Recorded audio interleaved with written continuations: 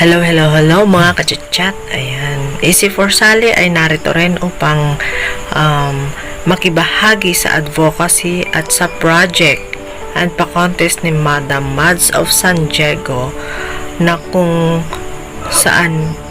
paano tayo makakatulong sa pag-save ng ating planet Earth.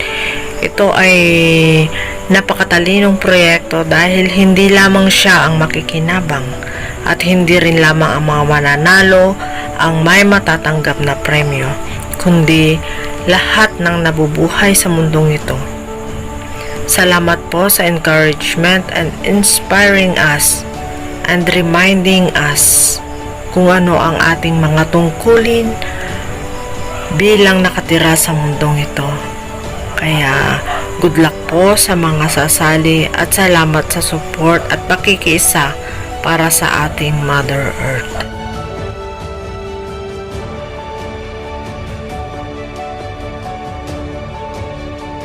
Good morning mga kachat-chat. Ayan, umaga na. Kita nyo naman sa aking pagtulog, gumagamit ako ng mosquito net to conserve electrical energy. Meron akong electric fan pero hindi ko siya ginagamit kasi hindi naman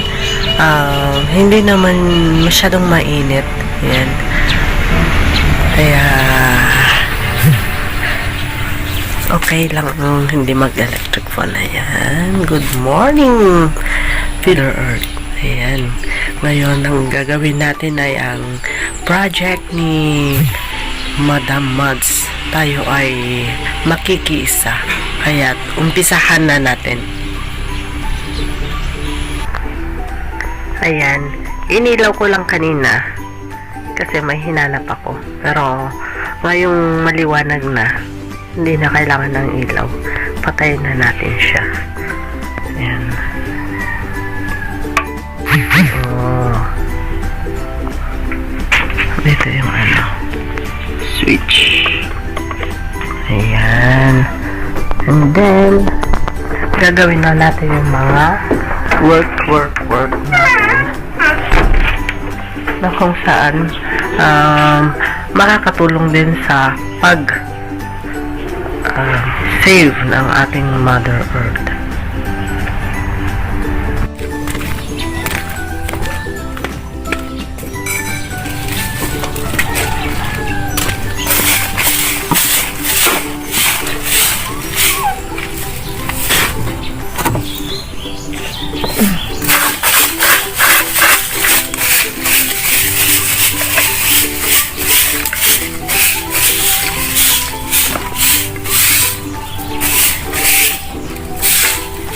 Ayan, para hindi mag-cause ng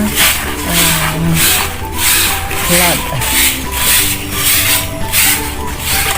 Alisin natin ang mga kanal para hindi bumara ang mga dumi sa daluyan ng tubig. Kasi ang mga kalat, ang mga basura, mga plastic, gaya nito,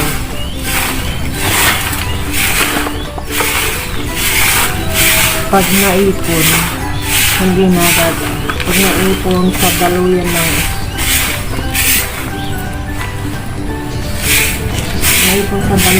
tubig, mabahin tayo.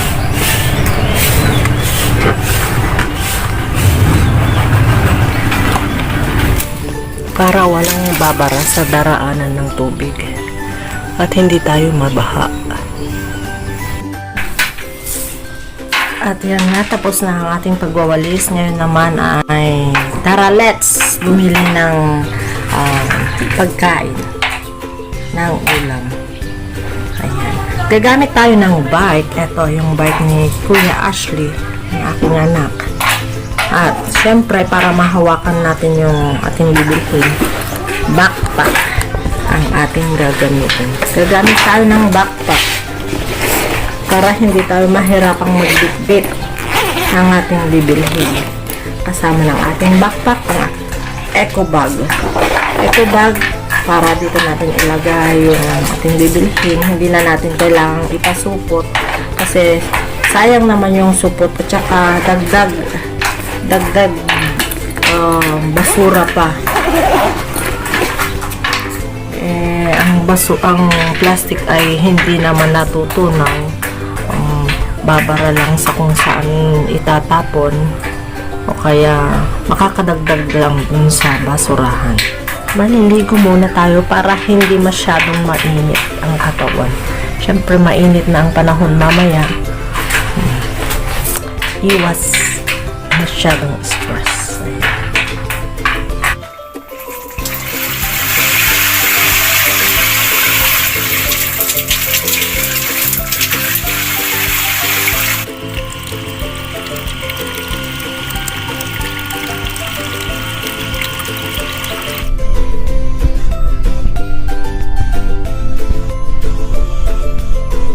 Ayan.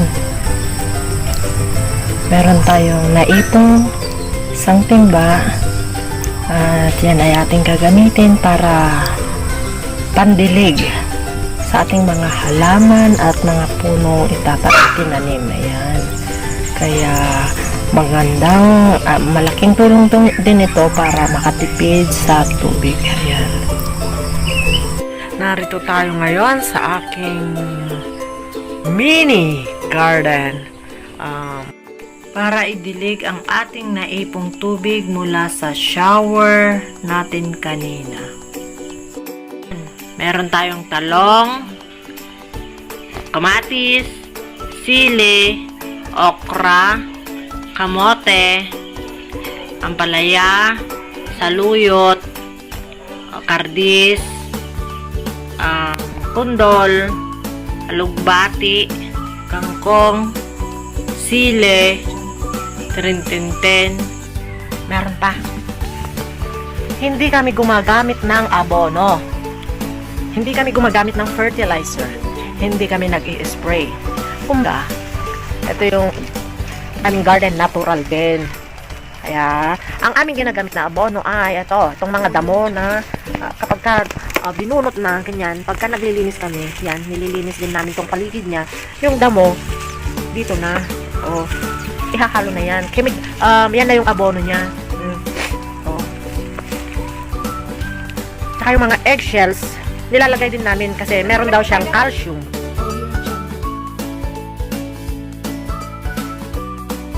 Kaya matataba ang aming mga tanim. Sinubukan ko yung sinasabi nilang magtanim sa bottle at sako para sa reduce, reuse, and recycle. Ayan. Ayan. Meron na tayong libreng ulam. Libreng ulam.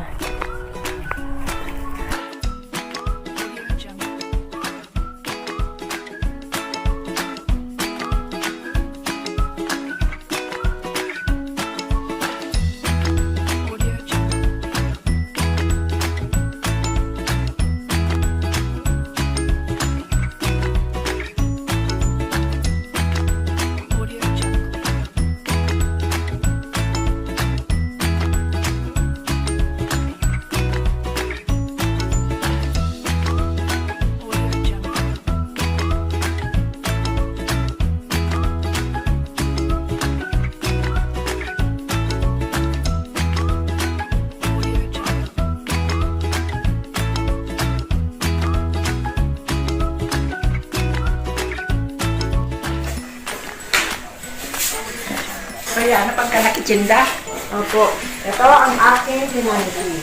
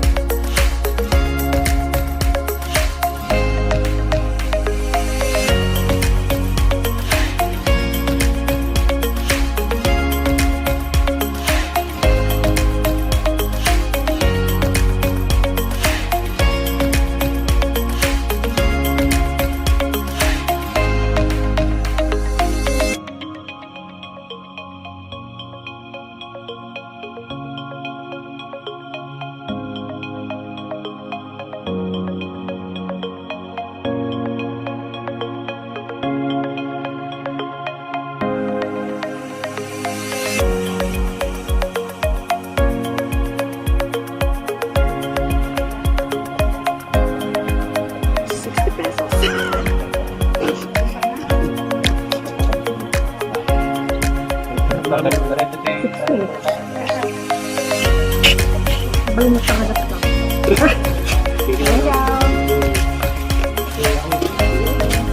Hello. For the pasok.